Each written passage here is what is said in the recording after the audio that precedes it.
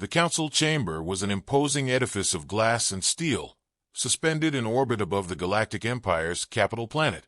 Beneath its shimmering surface, the stars burned coldly, indifferent witnesses to the deliberations of the most powerful beings in the galaxy. Jack Hale stood before them, his face a mask of controlled fury. He was dressed simply, black tactical pants and a leather jacket. Yet the sharpness in his eyes and the deliberate way he moved commanded attention. A man who had not come to plead, but to deliver terms. Mr. Hale spoke Chancellor Arthas Drayle, his tone condescending, the kind reserved for beings he deemed inferior. The alien's pale blue skin shimmered faintly under the artificial lights. You stand before the Galactic Council to address a regrettable incident. Our investigation has determined it was an error in targeting protocols. The colony was unregistered, an unfortunate oversight. Jack's fists clenched at his sides. He hadn't come here for apologies. You butchered them, he said, his voice calm, deliberate. My sons, Ethan and Logan, children, civilians, their blood is on your hands. The room fell silent, save for the faint hum of energy coursing through the chamber's systems. Around the circular table, members of the council shifted uncomfortably.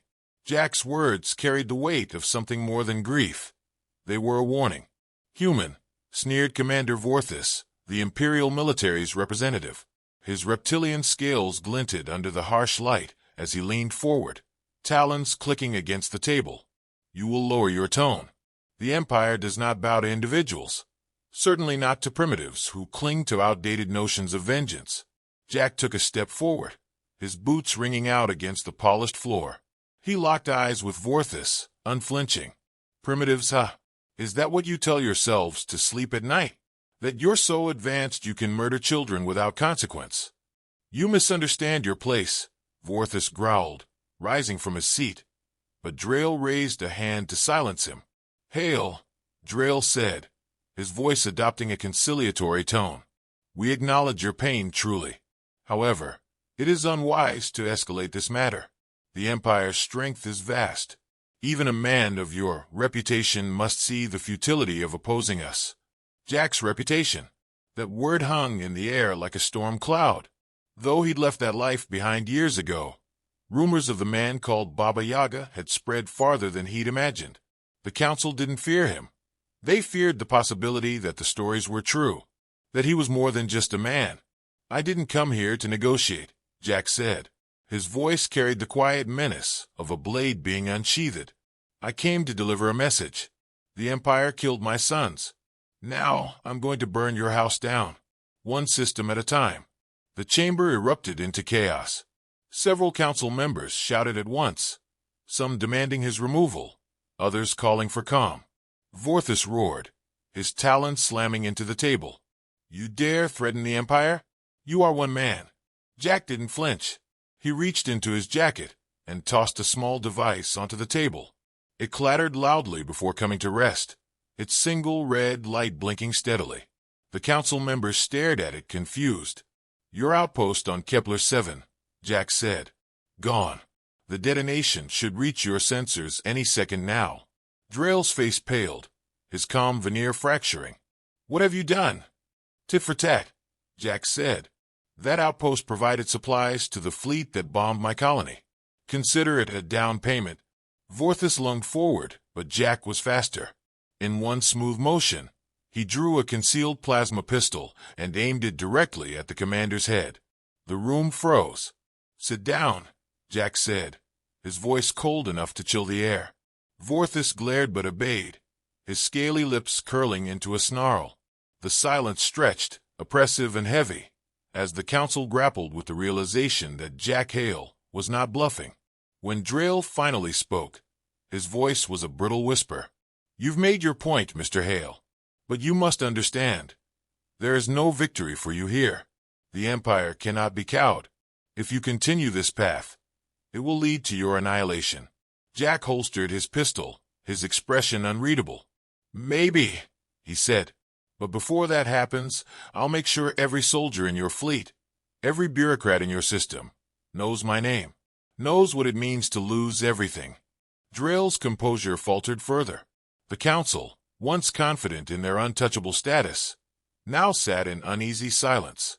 Jack turned, walking toward the chamber's exit with deliberate steps. Before he reached the door, he paused. "You should have left Earth alone," he said without looking back. "Now you've got a problem." The door hissed shut behind him, and for the first time in decades, the Galactic Council found themselves staring into the abyss of uncertainty. Jack Hale was no longer a grieving father. He was an unstoppable force, and the Empire had made the fatal mistake of giving him a reason to fight. Jack Hale sat in the dimly lit briefing room aboard the Aegis, an aging smuggling vessel that had seen better days. The hum of the ship's engines vibrated faintly beneath the metal deck. Across the table sat Captain Nolan Briggs, his rough, battle-worn features illuminated by the faint glow of the holomap. Jack's eyes didn't leave the map, though his mind was focused elsewhere, on the faces of his sons, frozen in time, stolen from him by the Empire. "This isn't a suicide mission, Hale," Briggs said, leaning forward, his voice low but firm. "It's worse. You realize the odds here, don't you? This isn't just about vengeance. If we push too far, the Empire will crush what's left of humanity." Jack finally looked up, his gaze sharp enough to cut steel. "They already did. What's left of humanity is me, and I'm not stopping." Briggs exhaled sharply, shaking his head, stubborn as ever, just like back in the core. He tapped the holomap, bringing up the projected location of the Imperial Council's flagship, a fortress in orbit over New Vega, one of the Empire's core worlds. "This council meeting is where we make contact. But you need to understand something. They don't negotiate. The Empire isn't interested in peace." "I'm not interested in peace either," Jack replied.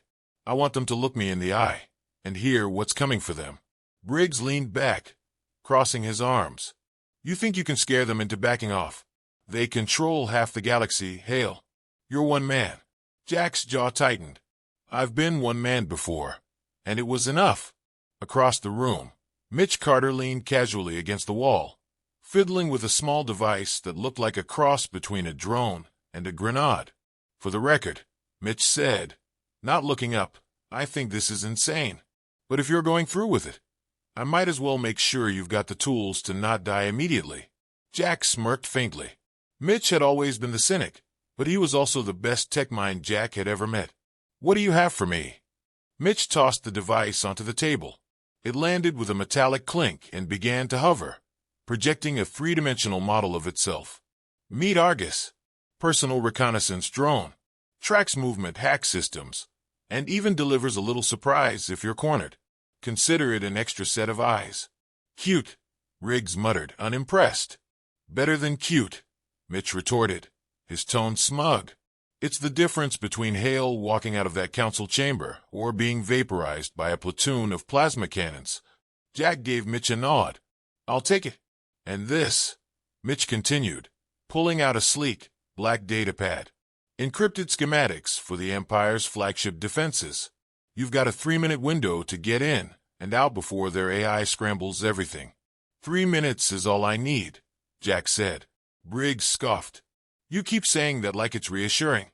At the back of the room, Dr. Sam Garrison sat silently, watching the exchange with a furrowed brow. He wasn't a soldier or a tech genius. He was a scientist, the kind who didn't belong on a smuggling ship plotting acts of treason.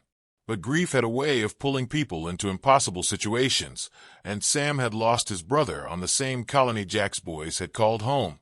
"You're going to have to be more than fast, Jack," Sam said, his voice quiet but resolute. "They won't just listen to you. The Empire isn't built on dialogue. It's built on fear." "Good," Jack said. "Fear I can work with." The briefing ended, and the crew moved to their stations. Jack stood alone in the ship's armory, suiting up. He slipped on the lightweight, reinforced combat armor Mitch had modified for him, then secured the holster for his plasma pistol. Argus hovered silently by his side, its red eye scanning the room as if preparing for the chaos ahead. The Aegis exited hyperspace, its cloaking system barely holding as it approached the Imperial flagship.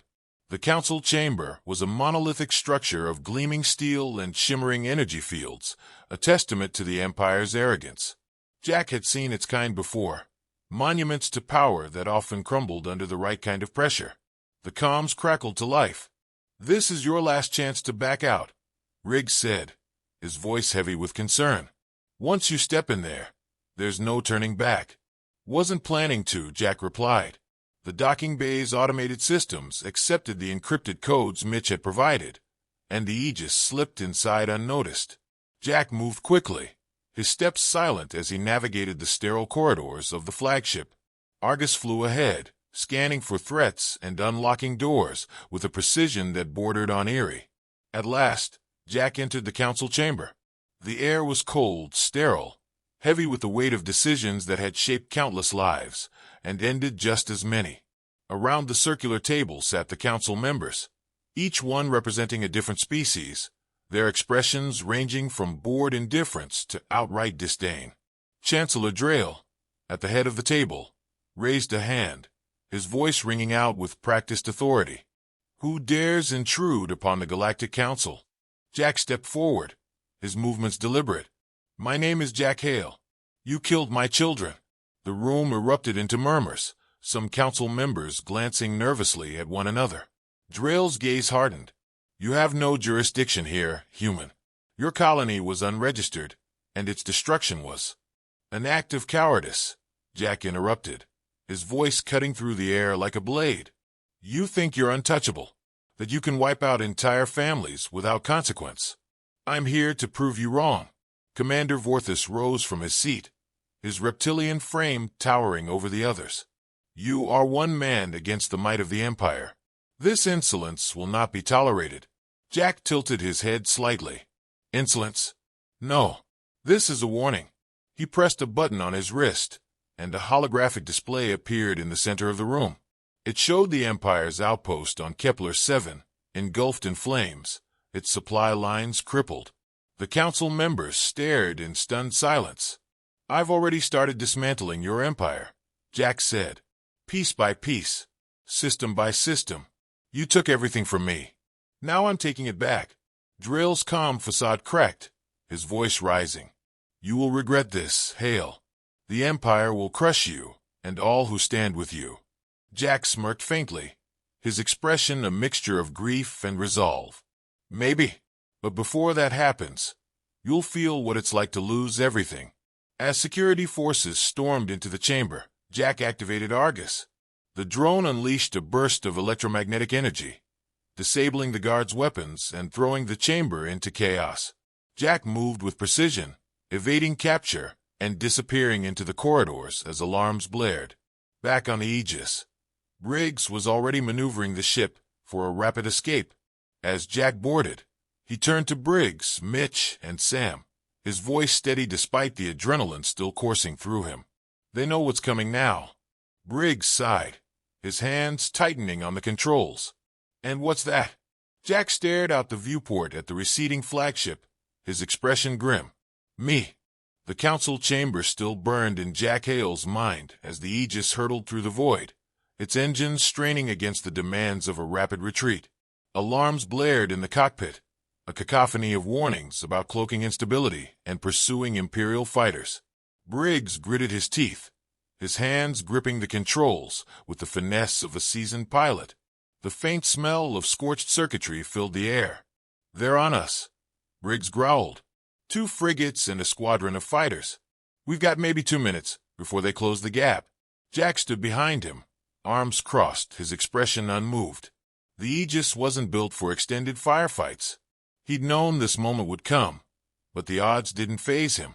They rarely did. "Options?" Jack asked calmly, though his voice carried an edge of urgency. Mitch Carter, seated at the comm station, let out a low whistle as he studied the data pouring across his screen. "You're not gonna like them. Shields are at 50%, and the cloak won't hold with this much heat on us. Best bet, we cut power to everything non-essential and pray they miss us in the debris field ahead." Jack's gaze flicked to the viewport, where a scattered field of asteroids loomed, their jagged shapes rotating lazily in the void. He didn't like relying on chance, but the alternative wasn't any better. "Do it," Jack ordered. Mitch nodded, fingers flying across his console. Lights dimmed throughout the ship, and the constant hum of the engines dipped as power was rerouted. In the shadows, Jack caught a glimpse of Sam Garrison gripping the back of a chair, his knuckles white. "You sure about this, Jack?" Sam asked, his voice tense. "If they catch us." "They won't," Jack interrupted, his tone leaving no room for argument. "Focus on what's next." As the Aegis drifted into the asteroid field, Briggs expertly wove the ship through the labyrinth of rocks, each turn calculated to keep their profile as small as possible. The pursuing fighters followed, their engines flaring brightly against the darkness. Plasma bursts lit up the void, the shots narrowly missing the ship's hull. "Any chance Argus can help with this mess?" Briggs grunted, his focus unyielding. Jack activated the drone, which hovered silently at his side. "Argus, deploy countermeasures." The small drone zipped into the rear of the ship, its red light blinking as it hacked into the ship's systems. Moments later, a series of metallic pods launched from the Aegis, dispersing clouds of reflective chaff and electronic interference. The pursuing fighters faltered, their targeting systems scrambling in the chaos. "Good call," Mitch said, his eyes glued to his monitor. "They're losing us. But we're not out yet. Those frigates are still tracking our position." Jack's jaw tightened. The frigates were the bigger threat. Hulking warships equipped with long-range cannons that could obliterate the Aegis in a single shot. They needed a plan fast. "Can we use the field to our advantage?" Jack asked, his mind already racing. Briggs frowned, his hand steady on the controls. "Maybe. If we can bait one of those frigates close enough, the asteroids could do the heavy lifting for us. But it's risky as hell. Riskier than waiting for them to blow us out of the sky." Jack replied. "Fair point." Mitch tapped furiously on his console, rerouting what little power was left to the ship's maneuvering thrusters. "I'll tweak their sensors, make it look like we're limping.